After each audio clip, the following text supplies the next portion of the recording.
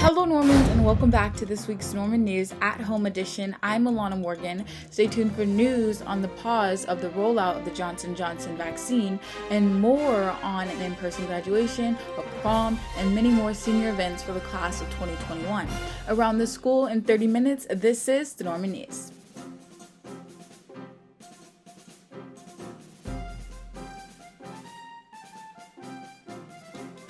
The FDA ended up putting a pause on the Johnson & Johnson vaccine. This came after a total of 6 blood clot cases were discovered.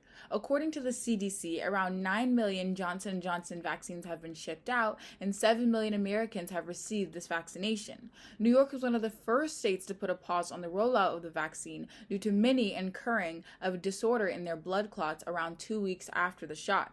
This isn't the first time this company has received allegations. According to multiple sources, Johnson & Johnson faced many allegations and around 25,000 lawsuits due to their baby powder. Many found talc in their baby powder, which is lead to cause cancer. As of right now, the vaccine isn't completely put on an end call. However, we will keep you updated on any more news and research that we discover. Now to Jackson with some sports.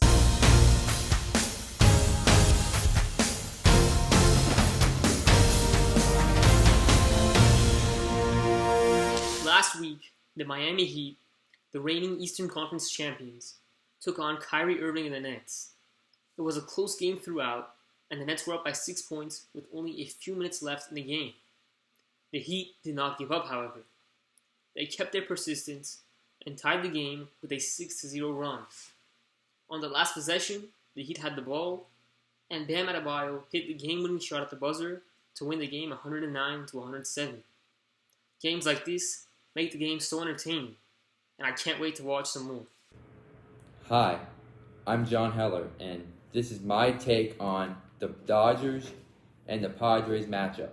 So far, the Dodgers and the Padres series have lived up to the hype, and the Dodgers took 2 out of 3 games from San Diego because the Dodgers got spectacular pitching performances from Clayton Kershaw and Trevor Bauer.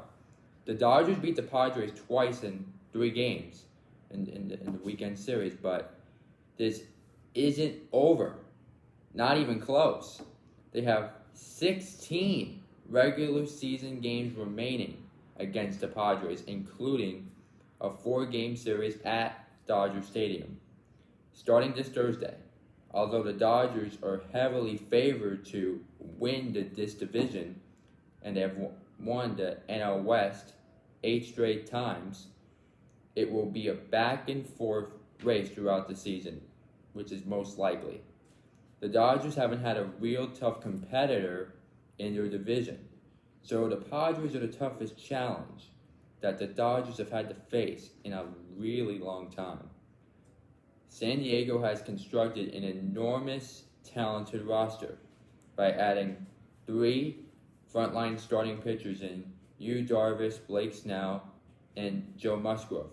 I gotta give AJ Preller credit where credit is due. He did a spectacular job improving that roster.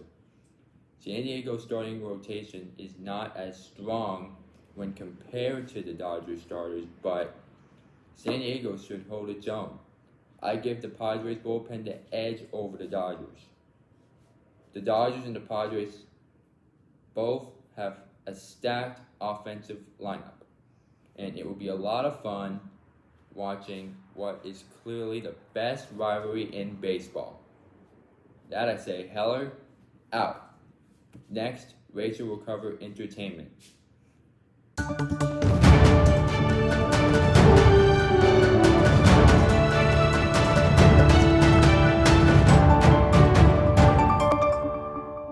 Thanks, John.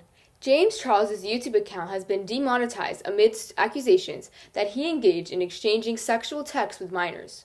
Charles is no longer part of the YouTube Partner Program, which allows creators to make money on the platform. It is unclear how long this separation will last, but that decision is up to the executives at YouTube. In addition, the cosmetics brand Morphe also decided to let go of their partnership with Charles. Charles had created many makeup products with them in the past, including a best-selling eyeshadow palette. These items will no longer be circulated. Charles recently uploaded an apology on his YouTube channel, apologizing for his actions on April 1st. Only time can tell which partnership is next to drop Charles.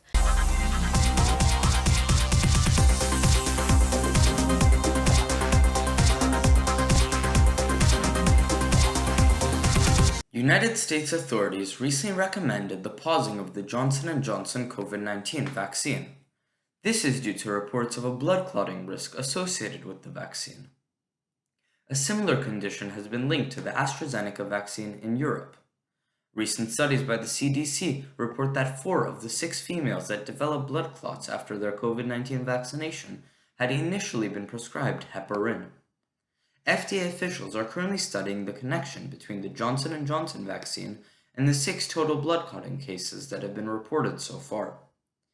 The CDC is expected to recommend that the Johnson & Johnson vaccine be restricted to a more narrow age group, or for them to include a health warning advisory regarding the risks of getting the shot. Anthony Fauci, the chief medical advisor to the President of the United States, announced that he expects the Johnson & Johnson COVID-19 vaccine to return to widespread use as early as this Friday. People are starting to travel again, and as the coronavirus vaccine becomes more accessible to people of varying ages, states and countries are beginning to open up. Because traveling may not be the safest thing to do right now, the State Department is warning travelers against traveling to 80% of all countries. But on the news of some places opening up again, New Zealand and Australia's travel bubble has now been opened up. Greece has lifted their quarantine restrictions for those who have been vaccinated, and France plans on lifting some of their travel barriers in May. Now to Alana with local news.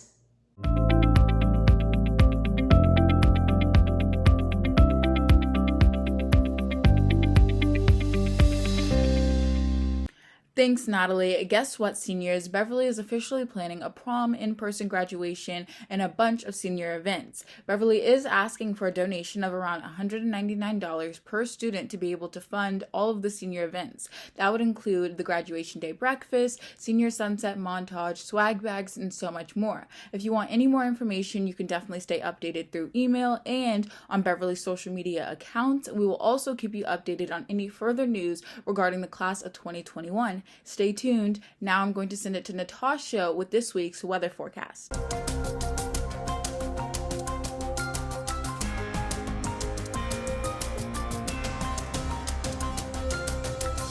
Welcome to this week's live weather forecast for the week of April 23rd, 2021. This week in Los Angeles, we'll see cloudy skies. The average temperature is 68 degrees with a high of 77 and a low of 63. This afternoon, we will see a high of 64 and a low of 54. Saturday, temperatures increase to 65 degrees with a UV index of 2. On Sunday, we'll go back to 64 degrees and a low of 54. Moving into Monday, there is a 50% chance of rain. Temperatures will decrease to 61 degrees and hit a low of 50. Tuesday, temperatures will go up to 67 degrees. Finally, on Wednesday, we'll see a high of 77 and a low of 66. Thank you for watching this week's weather forecast. I'm Natasha Getty, and have a great week. Thank you so much for watching this week's Norman News. We will see you next week.